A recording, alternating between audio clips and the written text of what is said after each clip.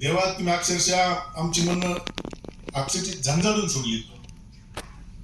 आज आपण पाहिलं की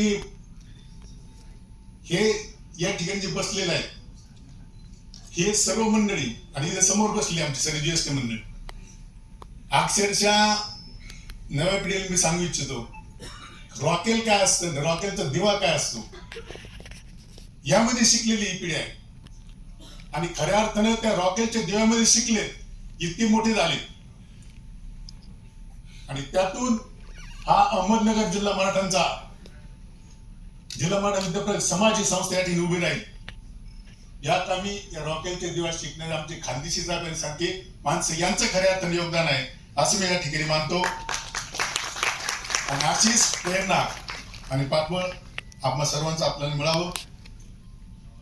तसेच या ठिकाणी आमचे सर्व असलेले तज्ञ परीक्षक वर्षभर अथक परिश्रम घेणारे